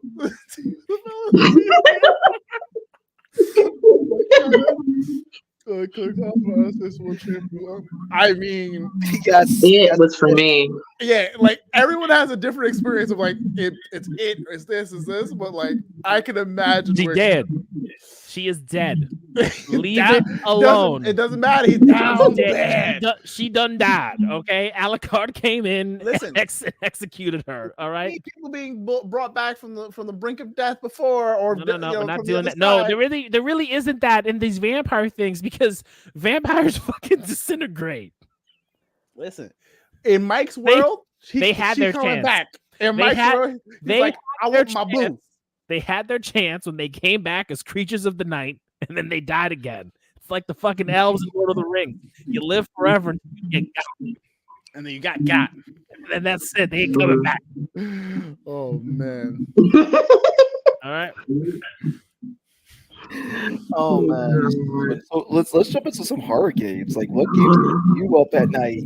Your reaction. You go ahead. Yo, Shy looks like she's ready. Go ahead. I'm ready. Five Nights at Freddy's Sister's Location was crazy. The Five Nights at Freddy's games, except for the recent one, was pretty good. Sister's Location is Oh my god. So here's my thing. I love George. Oh my god. Yo, Oh now Mike, if you just like argue in the comments over. We're trying to do a show here, guys. Oh my god. Yeah, so I love horror. I love horror games, but I can't play horror games. Now here's why. Hear me out. My nerves are shot. I get very jumpy. I don't get scared easily. I get very jumpy and paranoid when I play. And it seems like when I try playing, my coordination goes out the window. And this is coming from a hardcore gamer. It's like horror is like my Achilles heel. But there's this Thai game called Home Sweet Home. My sister found this game. It's a Thai horror game. Deals with a lot of folklore. The shit is crazy. It is bonkers. And long story short, my sister says, and mind you, she's 3 years younger than me. She said, Shy, can I get adult supervision? I need an adult who's been adulting longer to watch this with me. Wow. And I'm like, what did you find on this godforsaken YouTube? So she's like, hear me out. Just watch it. So I'm sitting there. We got through chapter 1, which was this long part. And it's like a bunch of puzzles. You have to appease certain like Thai gods. There's this girl this is tall 7-foot girl with a box cutter that is coming at you like on some of the ring shit. And I mean, like, she's fast, and you hear the clicking from the box cutter, and you actually have moments where you actually have to hide. You can't hit her. You can just shove and like fend her off, but the more she's attacking you, it slows you down. Okay. So this game had me sitting there like, what the fuck? But we tried watching chapter 2. We lasted 15 minutes. Not for me. We lasted 15 minutes hilariously, and we were both sitting there like telepathically like nope. I paused it. We looked at each other. Nope. Good night. Are you gonna sleep right? No. That's fine. So I gotta pick my pick. If Mike is in the comments, he knows this one. So I wasn't scared of Resident Evil. I laughed at Resident Evil 3 when I got shot by a bazooka by Nemesis. Oh, Nemesis was that guy. Yeah, Nemesis was some bullshit every time. Nemesis or Weapon X? Mr. X. Mr. X. No, it was The Nemesis. Weapon X because is Wolverine. with Nemesis, what happens is that every time you played Resident Evil 3, he changed it up. And there was one time he chased me across the room. There was another time, like, why isn't he chasing me? Shot me with the rocket launcher. I'm like, yo, this mother. So anyway, it was Dead Space, the first Dead Space. I could not play that at night. Dead Space wasn't bad for me. You know what? I hated about Dead Space is because it was for me unplayable. There were certain parts where I was going through the second and third, and whoever configured their button layout for that fucking controller needs to get their head checked, because it doesn't make like sense how like the jump button is like up there and not down. Like they were just like, we're gonna make it totally different, like your action button somewhere else. So couldn't do Dead Space. I wanted to love it. I honestly got through like the first 8 chapters, I think, and I was like, all right, cool. It became a tiresome chore that I just hated. I felt so bad because I know it's such a beloved franchise. Dead Space became an action RPG by the time you got to 3. So yeah. I do want to bring up Hugo's comment here. Does Omega or Chat Roulette count as a horror game? It does. It does. It counts as a body horror game. Really, that's what it counts as a body horror game. It's gonna have a jump scare because you get a little bit of the found footage. Yep, and there were definitely some jump scares in there. You know, a little bit unexpected, but like you also kind of knew what you were getting yourself into, and really it was more so of not is it going to happen, but when is it going to happen? Yeah. And the when happened a lot. Mm-hmm. There's a lot of helicopters going around, you know, like a lot of worms. It was a fucking airfield in Chat Roulette, man. Oh my god. Oh my god! You spin me round, spinning round. Wow. What were your other games? And then we'll go to Tone for horror games. I didn't really play. I didn't play any games that made me jump. I like any of the games that like had monsters and stuff. It was all just action stuff. I was a huge fan of like Onimusha.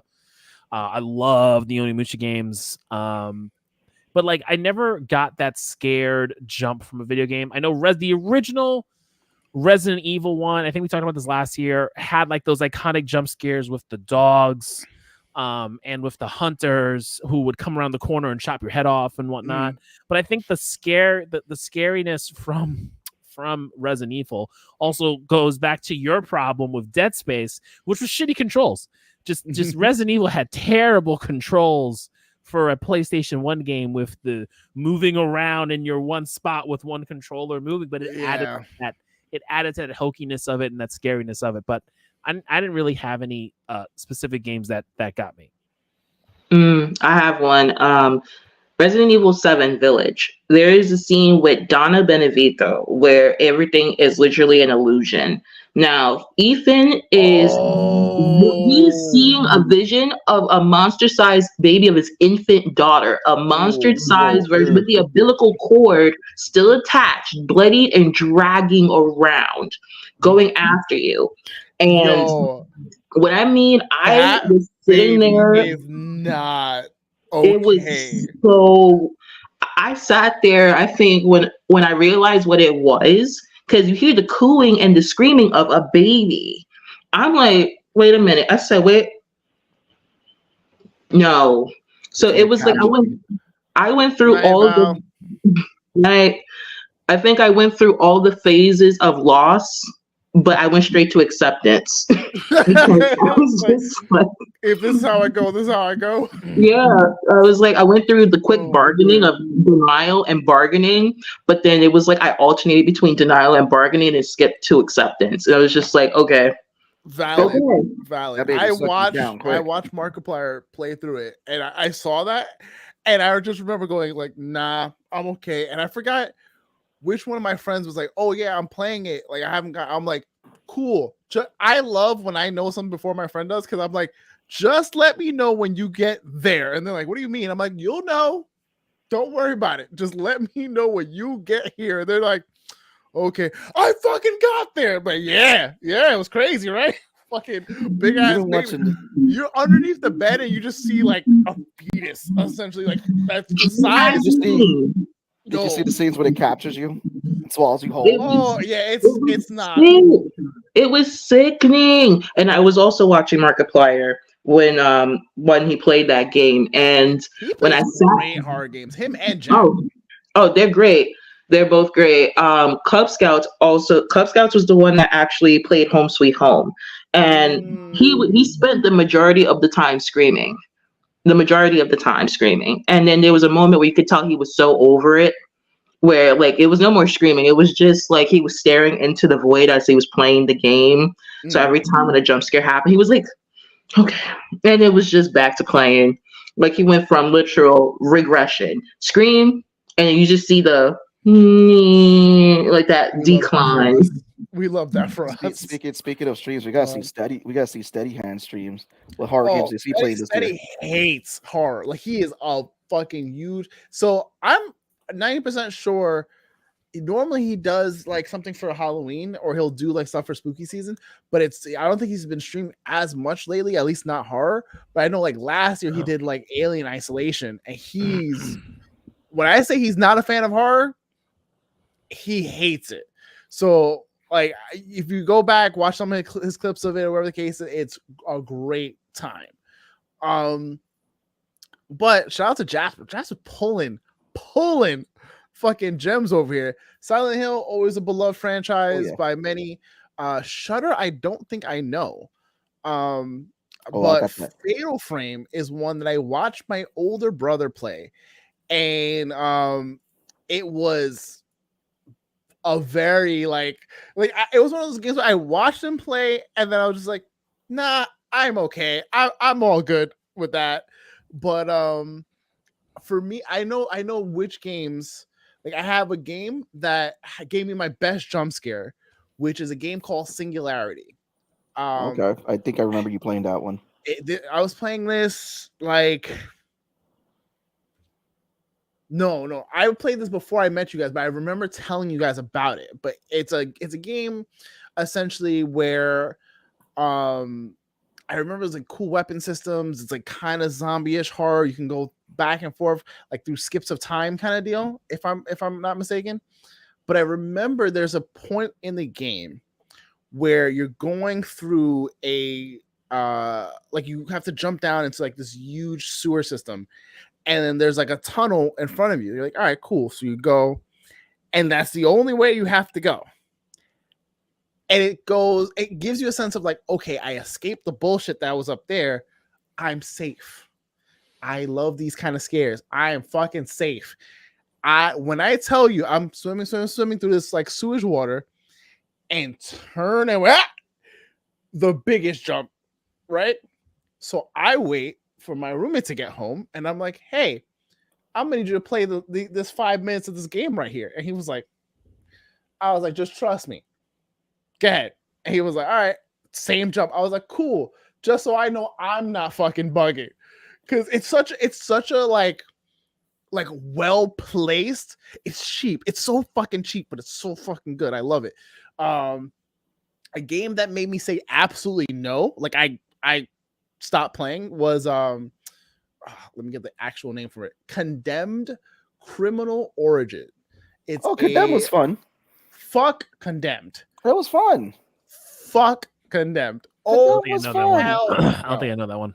So let me explain Condemned. It's all like real First people, person. but it's a fucking psychological thriller, and I love psychological thriller. I could probably play it now as like a little bit older because I tried to play in like early 20s, and I was just like not a fan of it. But like it was one of those things where it forces you to go to that uncomfortable space because you're there and you're like, all right, there's a wide open, like about to be constructed like apartment complex, and you see your suspect running, and you're like, I bet, blah blah blah. The lights cut off, and you're like, I don't like that. I'm gonna keep running. Then a fucking like bookshelf or some shit like rolls in front of you, so you're like, can I go over?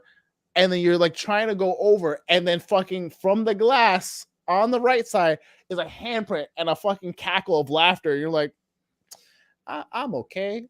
I'm good. Then okay. Like the limited amount of weapons that you get. When I say they really put you in there, like figure it out. You had to throw hands a lot in that game. Bro, you have to throw hands. You're fucking ripping 2x4s off of shit. So like I'm going, and like I hate when games are like, bro, figure that shit out. when I'm fucking fully stocked up and loaded, I'll be talking bad shit. When they fucking have me out here naked with my bare ass out, fuck that shit. I'm like, nah, bro. I'm like, good. here's a toothpick, a glove, Bro. call it a day. Bro, That's when they gave me bullets, they were like, "Here's a bullet." I was like, "Yo, what the fuck am I doing with that?" It was like that bullet for you, bro. I went down to the basement. I remember I made it to. I think I made it to chapter 2 before I really like gave up, and I went to the basement of this place, and I just remember seeing the suspect, and you just see like pillars or whatever the case is. And the light started to flicker as he was getting closer. And I was like, I'm chasing you. Why are you coming after me? Nah. Turn this ship around. I'm good. Fuck all that. And then I'll always go to the classics of BioShock because for whenever I've explained BioShock to people who have never played before, the fascination of, no, I'm okay. I'm like, you would love it. They're like, no, I'm okay. Because there's so much shit in the dark, especially of Rapture. Rapture takes place. You're in an underwater city that's basically, it might as well be a ghost town. And there's so much well shaded, like just darkness where like you can kind of make out images or you can hear skittering or moving. But then you start seeing what these motherfuckers look like. And they're crazy. And they're fucking skittering across the ceiling and laughing at you in the distance. So if you look at my Twitch channel, there's a bunch of like clips of me going, talking to chat, whatever the case is. And I'll hear something. Shh, shut the fuck up, chat. What was that? Like, what's going on? BioShock is definitely like a great first person action shooter game, but you forget how much of a horror game it is, especially when I played it on hard difficulty for part 1, 2, and for BioShock Infinite. And oh boy, it reminds you real quick that it's a horror game. It's so good. Scariest game ever that scares everybody. It's called The Red Ring of Death on Xbox. No, this is not scary. It's more creepy. Is that character from The Legend of Zelda: Ocarina of Time? And everybody knows what character is the one that had the hands. That was as creepy as you would be playing that one. I know what you're talking about.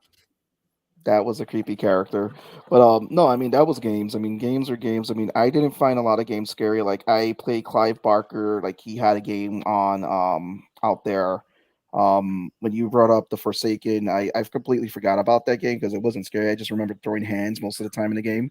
Alan Wake. I forgot. Alan Wake. Also, Alan Wake is coming out with a part 2, by the way. Yeah. Alan Wake didn't scare me either. I enjoyed the story for Alan Wake. I played the Resident Evil knockoff that took place on the ship because again, it was just literally a knockoff of Resident Evil. I forgot the name of it. I just know I saw it, I was like, oh, this looks like Resident Evil. Played it and it was a knockoff. But yeah, the scariest game. I need y'all to play fucking In Silence with me. Look up. Well, we'll look it up afterwards. Essentially, it's a game where you and your friends and no. I got a scary game that we could play.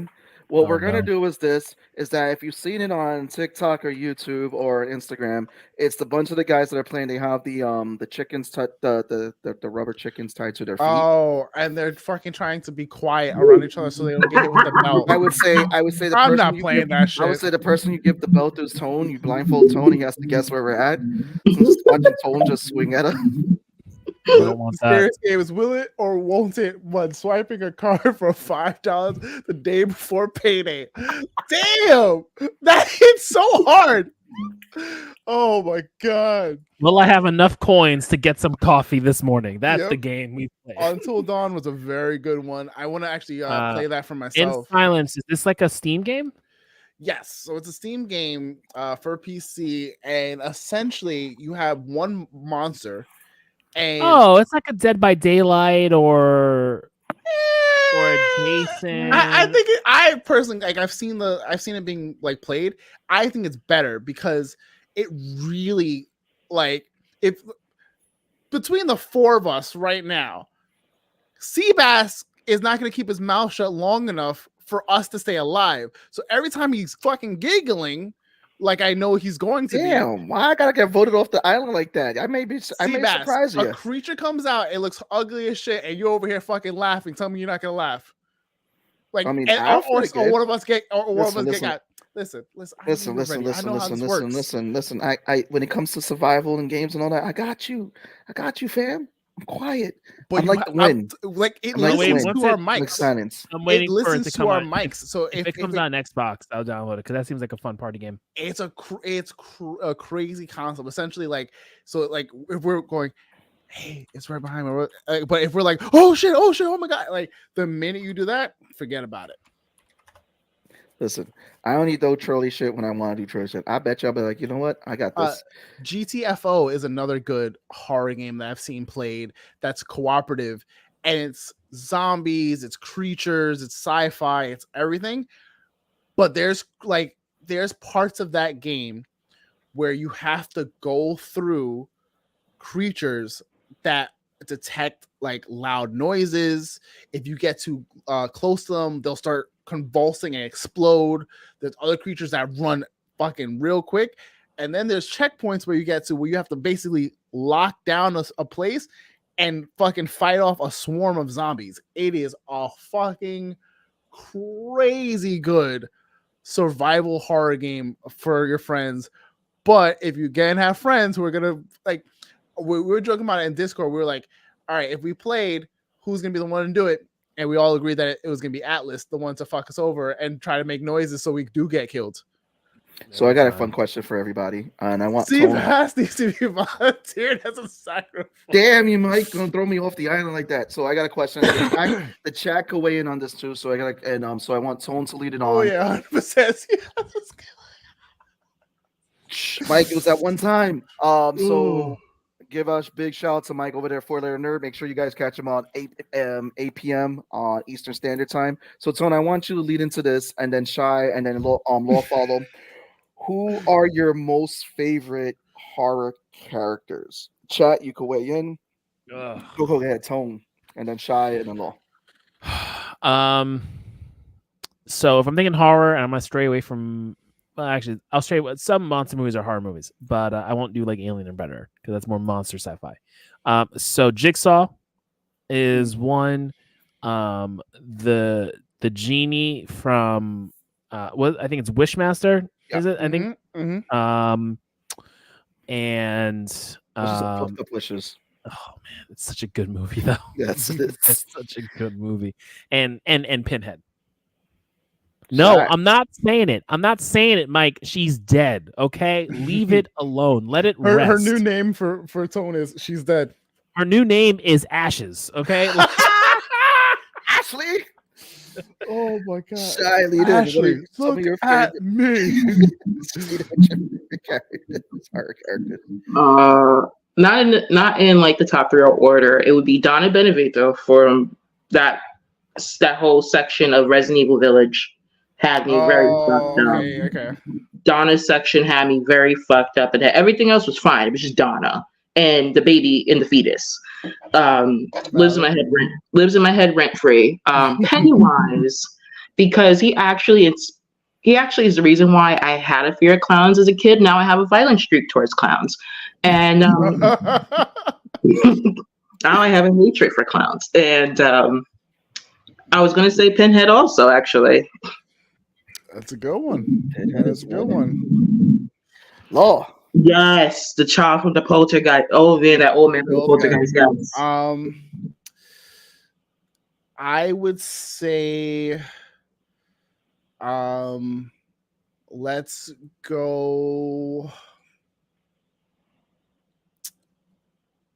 I'll pull one that you don't really think of, and I'll say,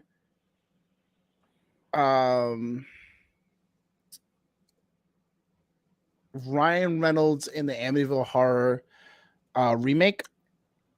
One of my favorites. I will also go with Kevin Bacon in what is that movie? it's like he essentially is trying to find something in the basement of his house, and he keeps drinking orange juice for whatever reason. Hold on, give me a second.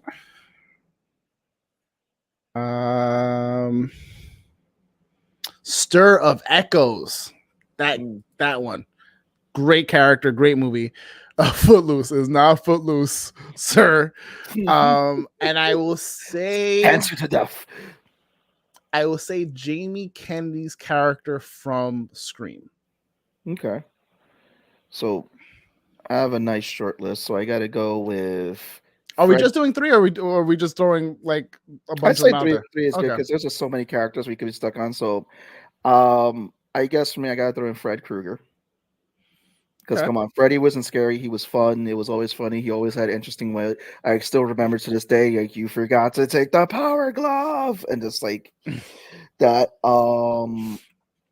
If we have to go down this rabbit hole, McCready from The Thing, because I just loved McCready. He was awesome. And there was a lot of symbolism there too. And when he lost to the playing chess to the computer, he poured the alcohol in the computer, and then at the end, when it's him and Childs, he gives the alcohol to Childs, which is him conceding that he lost, which is very interesting. That's just stuff because to this day they're still finding little nuggets. Finally, I have to go with and it's a toss up because there's a few that are playing in my head right now. I'm trying to pick a good one. As far as it goes, it's hard to pick one because now it's coming up to the top of my head. It's Aliens. There's so many great characters, but Hudson was fun. I love Hudson. He was a badass. And what made me like Hudson even more too was that they added that in the bonus scenes when he's just doing the certified badass when they're going down in the ship, and he's like, bunch of certified badasses. He got knife sticks, boom sticks. Like, it's just him just going off, and it's just again watching the late Bill Paxton play. That was probably one of my favorite characters that he played, and it's the only actor to get killed by a Terminator, a Predator, and an alien. Yep. I got one for you guys. What is the franchise that you think you are most likely to survive, and the one that you really don't want to be a part of? It could be a book. It could be a book franchise. It could be a video game franchise, or it could be a show. So Resident Evil is a hell nah for me. I told my brother this. Jasper's my little brother. Love you, by the way, bro. So he actually asked me a question about would you rather do it zombie apocalypse, or would you deal with robots? I said robots, and he's like, why? I said, okay, if it's classic zombies, I'll deal with it, but people are ghetto. I have to fend for myself. That's ghetto. Like, why would I do that? But then I said, then there's Resident Evil. You got the plants, you got the shark, the lickers, the dogs, the birds, you got Mr. X, you got Nemesis, you got the zombies. Depending on the virus, they freaking attack you regardless, with guns or themselves. No. Absolutely. I would kill myself. I'm not going to work hard. There's options at home. I would off myself if it's Resident Evil. World War Z, if I had to tolerate it, maybe. Scream, I'll be fine. But as far as like zombie outbreaks, Resident Evil is off the table for me. You said where they fighting like they running like Usain Bolt? Bets. I'm done. I gotta go with the world that I think I would be in if I had to pick in a horror setting. The Last of Us. Because out of all the zombie apocalypses, after watching The Last of Us, I'd rather deal with people in that world than the people in The Walking Dead.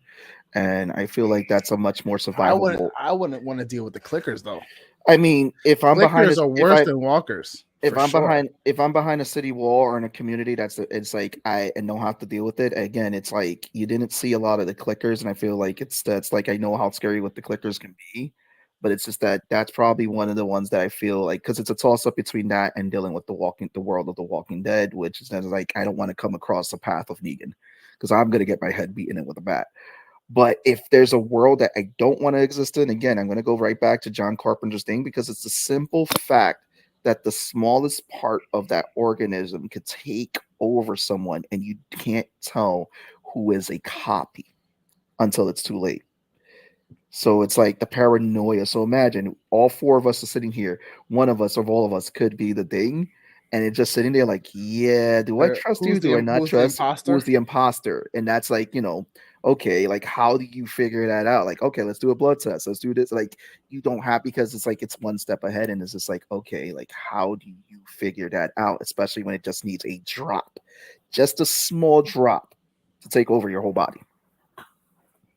Tone? I think I would be fine in a zombie situation. I think I'd be fine there. It's a Walking Dead zombie situation, not a 28 Days Later situation. Right. However, and I think I think this is kind of just talking in the terrain as well. I think surviving in the movie Pitch Black would be very hard. When we were all introduced to Riddick. With the aliens that are in the dark, and you could not go out in the nighttime. You had no light, and I think that would be a hard place to live in. Valid. Shipwrecked. No. There's so many situations where I know I wouldn't survive. I wanted to give you an honorable mention. Definitely wouldn't want to be in the world of Starship Troopers. Oh, that's a good one. That's a good one, actually. Yes. Yeah. Yes. Wouldn't survive the Purge. Yeah. Mike, are you asking that you want to be in Dead Space? The world of Dead Space? I don't think I'm. I don't think Mike wants to be in that world. Survive The Walking Dead easy. Not survive any slasher film because you know the rules. You know the rules of horror. You really gotta think about it. It's like, there's a lot of it's great hard stuff. because it's like I like this universe, but I wouldn't survive in it. I feel like I'd survive Zombieland, like zombies. Like I think I'd be good for that. Those zombies run. They do run. You gotta be fit. True. That's the rule. Remember the work on your cardio. Limber up, cardio. I don't know. I would say, like, definitely not surviving would probably be like 30 Days of Nights of the vampires. The vampires. Like, you just got too much isolation, too much like I have to figure out things to survive. There's not enough things in my favor for like that to like go off well. Survivability, I would probably say, I want to say a slasher film, honestly, because yes, the rules say that I'm a black guy, I'm gonna die first, but I know better. I feel like I know enough to just be like, nah, bro, I'm good. Like, I'm just not gonna show up until the question is which slasher movie world.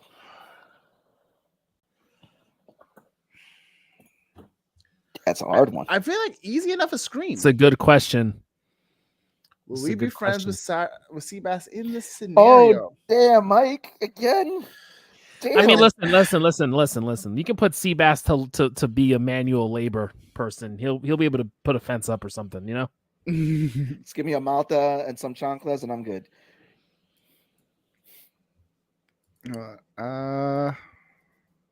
See, Resident Evil would only be good if you like puzzles and just don't want to be in Raccoon City. It comes down to, you get out of Raccoon City before they drop the bomb on it, or you're still there when they drop the bomb. But you got the first game with the mansion. I wouldn't want to be anywhere. Like, go to hell. Like, I'm not doing it. The gopher. Damn, Mike.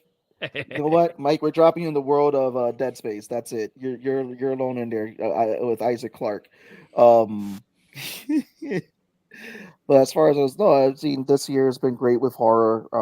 Horror's come back. The last few years have been good with horror, but like it's really picked up, I would say, with like Megan. Talk to Me.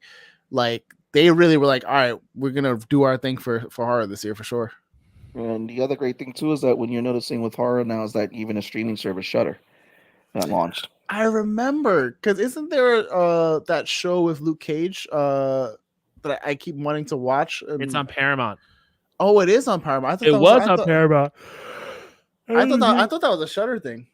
Maybe it got moved. Let me And Chucky got his show.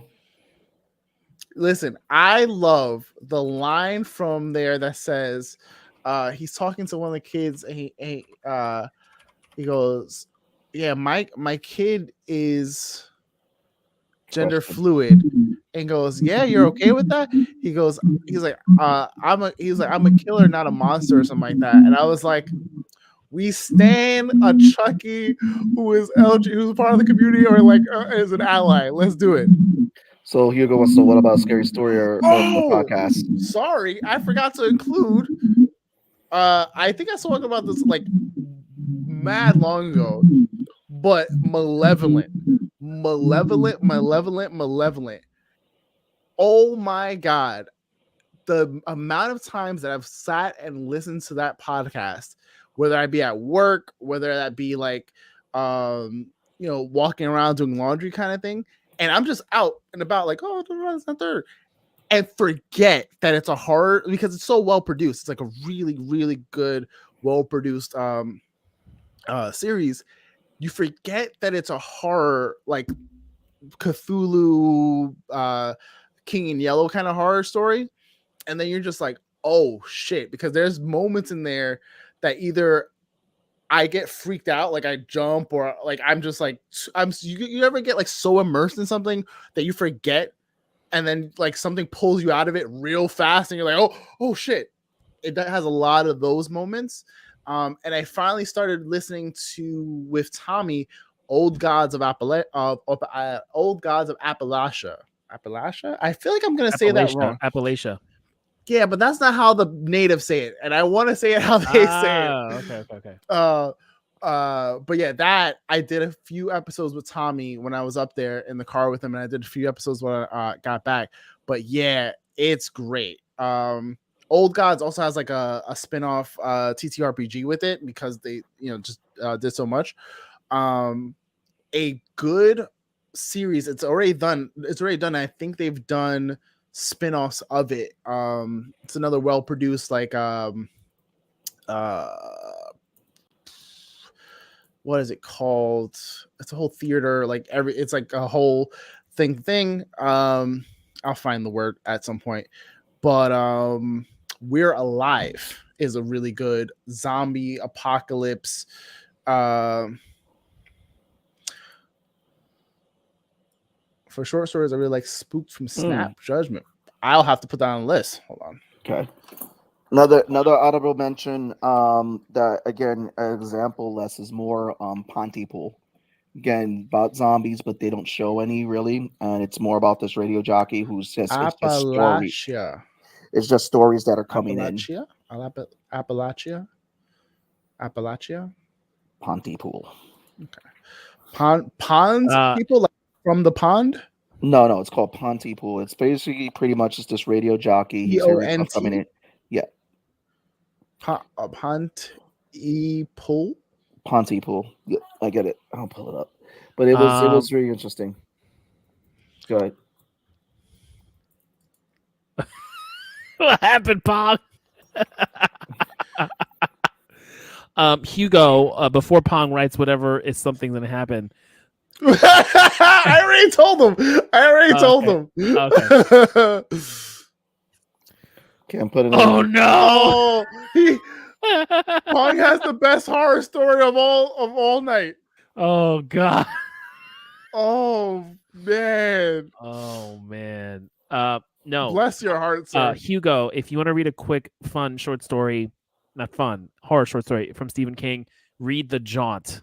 It's a science fiction horror sort of thing. It's really good. It's really cool. It's really good. I talked about it last year. I read it last year, and it's stuck with me for a while. I remember you saying that, yeah. Every once in a while, I'll find like a Reddit list or something of like spooky short stories to read I'll read them in bed because I got nothing else to do in the dark.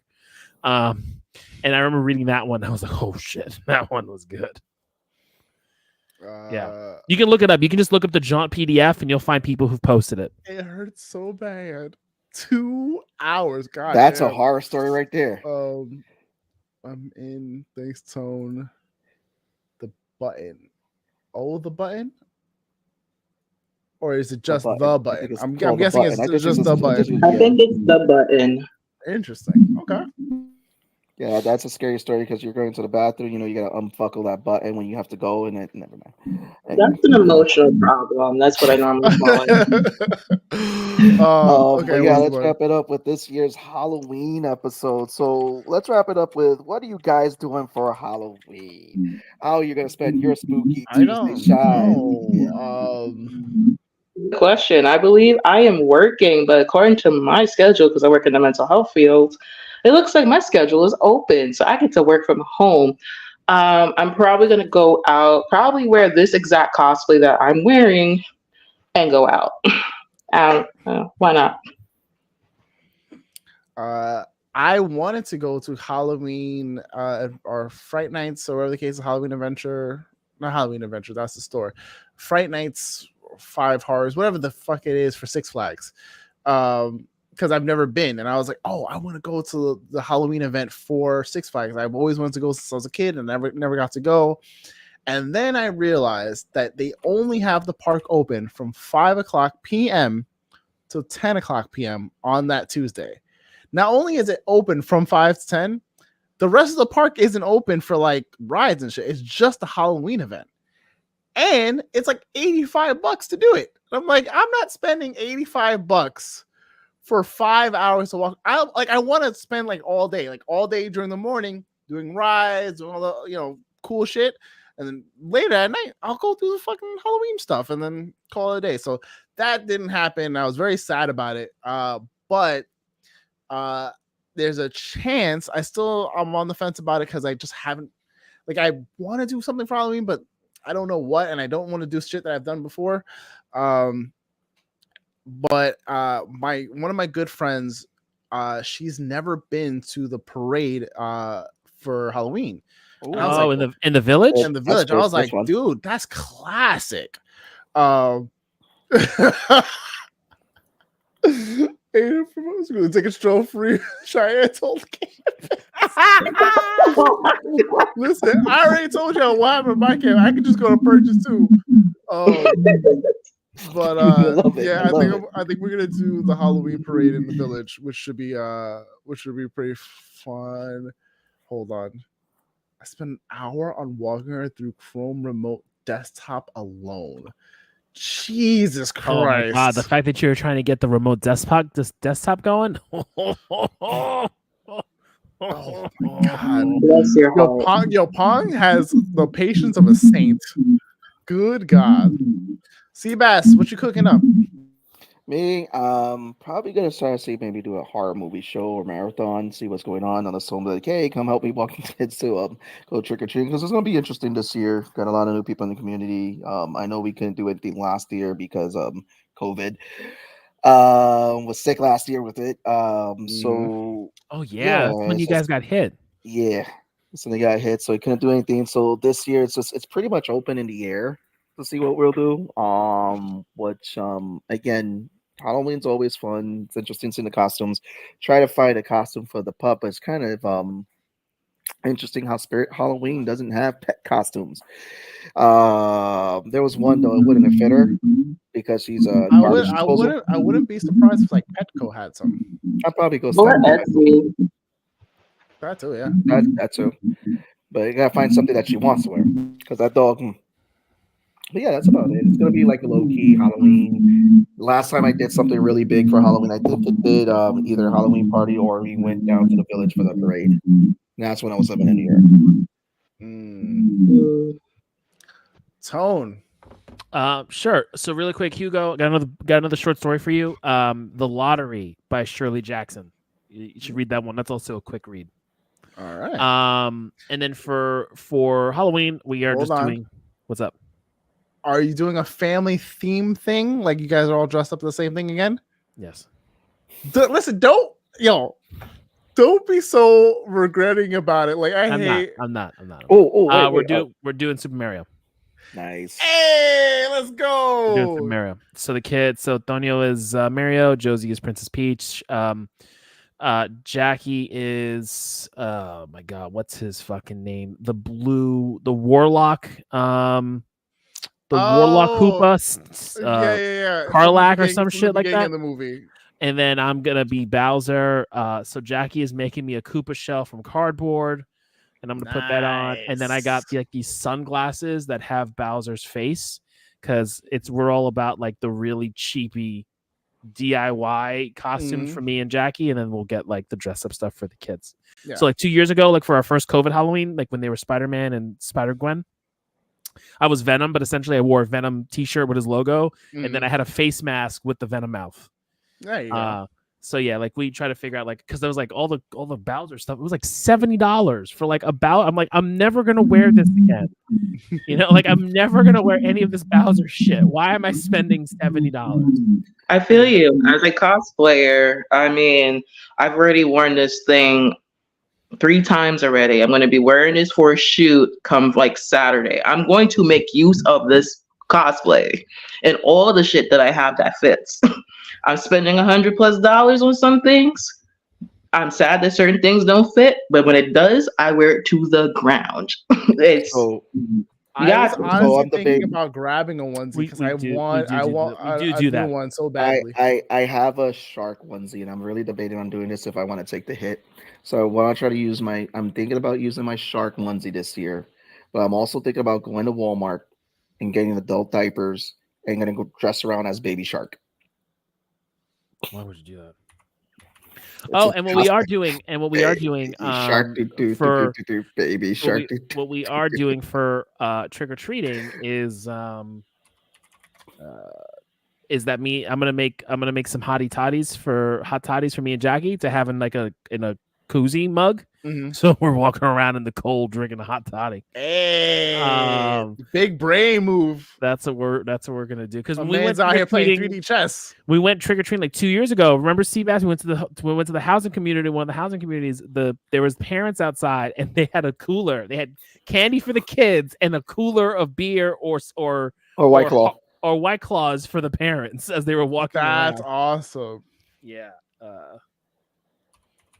Wait, and I have another. I always forget what this one's called.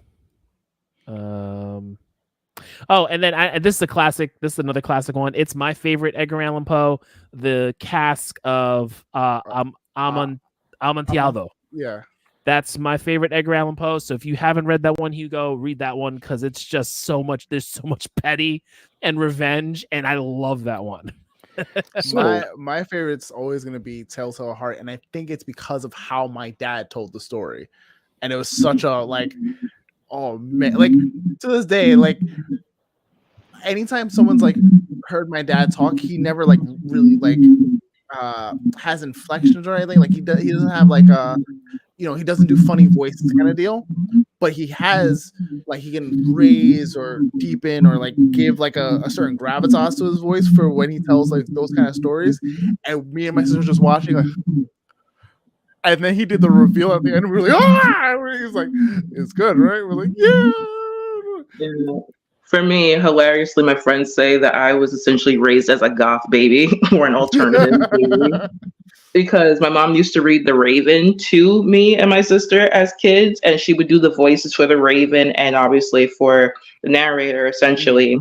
And the poem stuck. This was a poem that she read to me when I was 5. So that and Annabelle Lee, honestly, those two are probably is a really good one.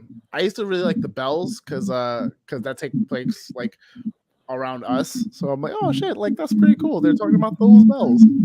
Yeah, I actually did a project on Annabelle Lee and Sylvia Plath talking about the mental effects of our attachment to the departed. So so it was about Sylvia Plath's daddy. Her dad died early on, and it kind of triggered. It was a catalyst for her major depression, which eventually led to her suicide.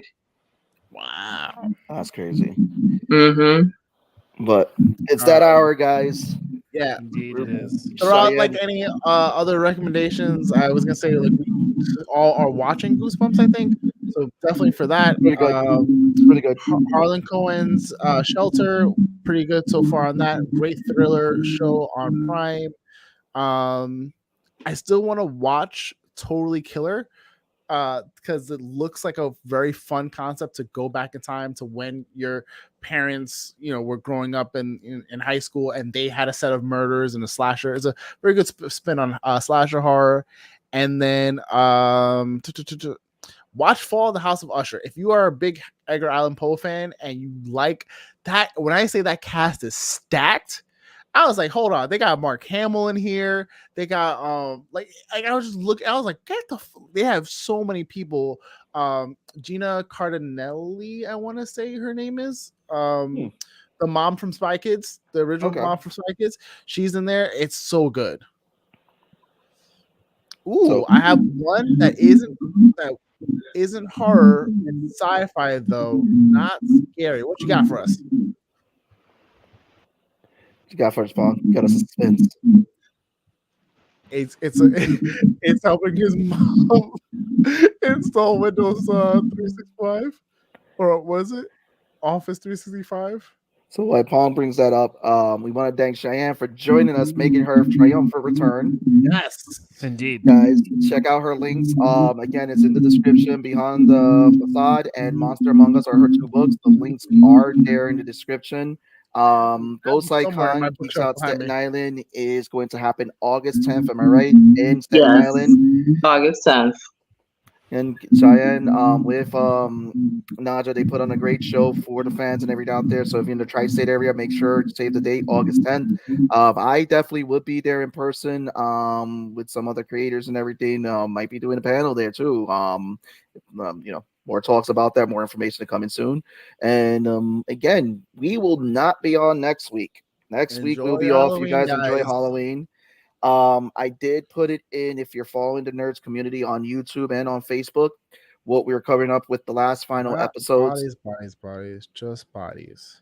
I know bodies was the one that I recommended, I think, last week with Pete Davidson, and that one was I think surprisingly really good. Like, it's definitely not what you think it is, but it's really good. Also, Triangle for me was like that, but Just Bodies, I feel like that's one that I saw recently that came up on Netflix. Maybe it's a relatively new one. But anyway, guys, enjoy your Halloween. Get your trick or treat on. Get your candy. This has been your boy Sebastian and your boy Law. Anybody telling from across the hall?